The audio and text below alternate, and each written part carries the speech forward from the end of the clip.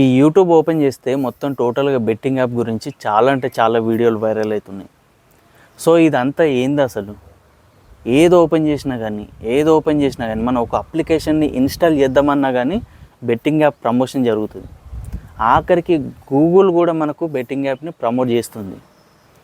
అటు చూసుకుంటే మన గవర్నమెంట్ ప్రమోట్ చేస్తుంది.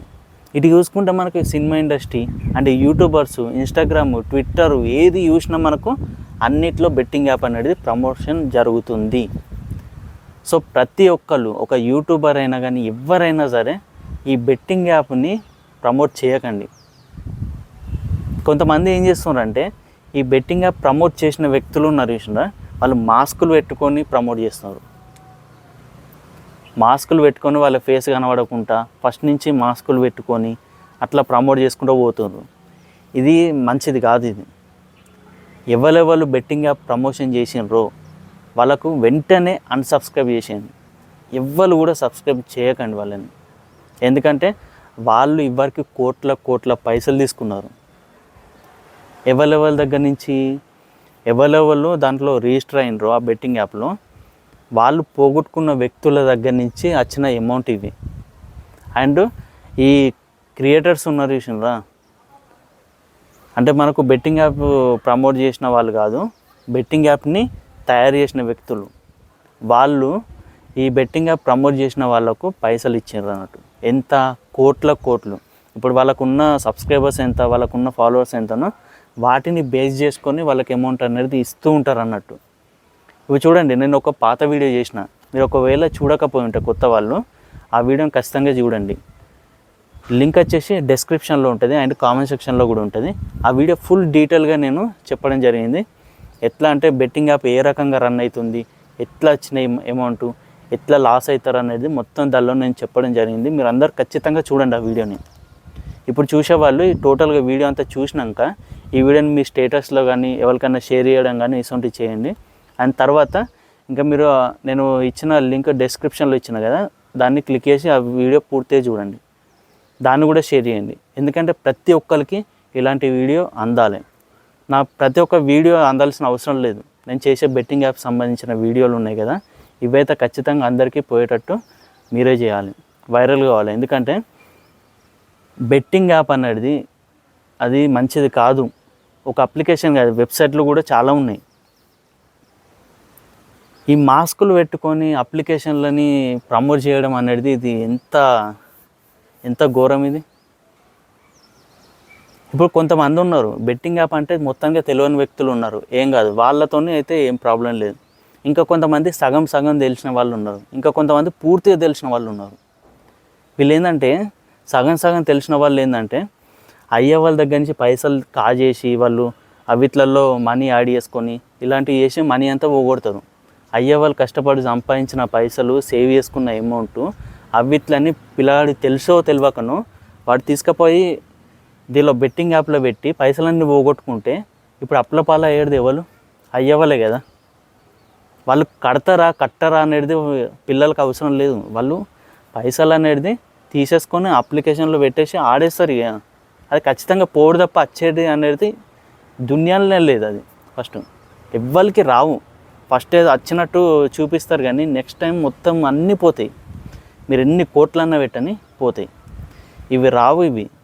ఇది ఎందుకంటే అప్లికేషన్ ఎట్లా ఉంటుందంటే మొత్తం టోటల్గా ఒక ఆపరేటింగ్ అన్నట్టు. అది ఒక క్రియేటర్ వాని చేతుల్లోనే ఉంటుంది. వాడు గెలవద్దా అనేది మొత్తం వాని చేతుల్లోనే ఉంటుంది. ఇది ఒక అడ్మిన్ అన్నట్టు, అడ్మిన్ ప్యానల్ అని ఉంటాయి కొన్ని. ఇది మీకు తెలియదు. నేను ఒక ప్రోగ్రామర్ని కాబట్టి నాకు తెలిసి ఒక ప్రోగ్రామర్ని, నేను ఏదైనా కానీ అప్లికేషన్ తయారు చేస్తా, వెబ్సైట్లు కూడా తయారు చేస్తాను నేను. సో నాకు ఇవన్నీ తెలుసు. తెలియని వ్యక్తులు ఏంటంటే ఇది ఒక అడ్మిన్ ప్యానల్ అనేది ఒకటి ఉంటుంది. అబ్బా నేను ఒకటి చెప్తాను మంచిగా వినండి.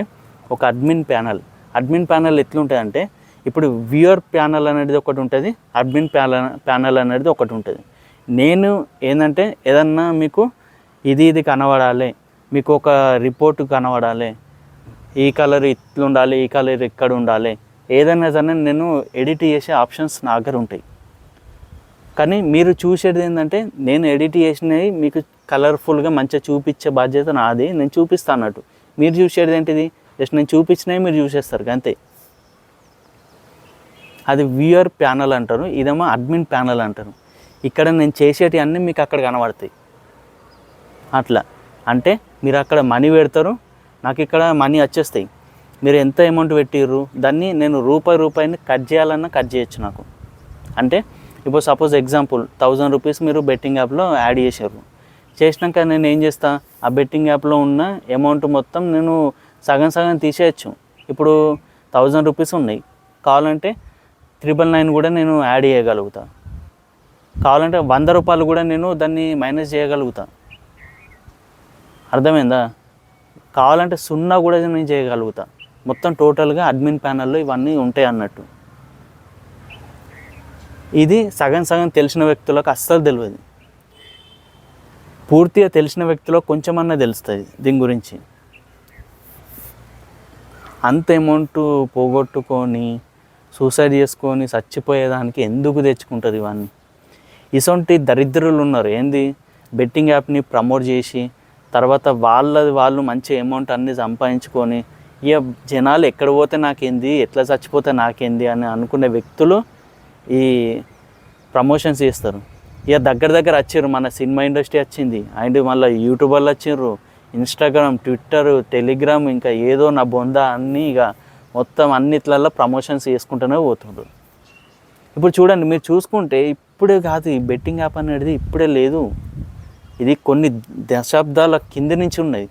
అంటే మనం చూసుకుంటే భాగవతం, మహాభారతం కాడ్నుంచి, రామాయణం కాడ్నుంచి మొత్తం ఇదే దరిద్రం అంటుకొని వచ్చింది మనకు. దేవుళ్ళని మొక్కుకునే వాళ్ళ దగ్గర నుంచే మనకు ఈ జూదాలు మొత్తం అన్నీ అక్కడి నుంచే స్టార్ట్ అయింది మనకు. మనం చూసుకుంటే మహాభారతం మొత్తం పతనం కావడానికి కారణం ఏంటి? జూదమే. అందులో ఉండే క్యారెక్టర్స్ ఎట్లా చచ్చిపోయారు అంతా చూసుకుంటే మనం అంత జూదం మీదనే ఇదంతా జరిగింది. ఒక ఆడది అని అంటారు కానీ ఆ జూదం అని ఇవ్వాలి అంటలేను. ఒక ఆడది దానివల్లనే చచ్చిపోయినారు అని చెప్పేసి ఇట్లా అంటారు కానీ ఒక జూదం వల్ల అదంతగానం జరిగిందని చెప్పేసి ఇవ్వాలన్నారు కాదా? సో ఇది ఏంటంటే మనం చూసుకుంటే ఇప్పుడు ఇంతమంది ఉన్నారు, వాళ్ళు ప్రమోట్ చేశారు. తర్వాత నేను సారీ అంటే అయిపోతుందా? అయిపోదు కదా. సో వాళ్ళు చేసిన తప్పుకు వాళ్ళే బాధ్యత వహించాలి. ఎట్లా బాధ్యత? వాళ్ళు ఎంత సంపాదించునో అంత అమౌంట్ ఎవరు పోగొట్టుకున్నారో వాళ్ళందరికీ పంచండి. ఇది చాలామందికి వెళ్ళాలి. వెళ్తే వాళ్ళకు కొంచెమన్నా అవగాహన వస్తుంది. మీరు బెట్టింగ్ యాప్ చేయకుండా ఉంటారు. So thank you. ఇంకా నెక్స్ట్ వీడియో వస్తుంది బెట్టింగ్ యాప్ గురించి, అది ఖచ్చితంగా చూడండి. ఎవరెవరి గురించి నేను చెప్పబోతున్నా అనేది మీకు ఆ వీడియోలో తెలుస్తుంది. మీరు ఖచ్చితంగా చూడండి. ఓకేనా? Thank you. బాయ్.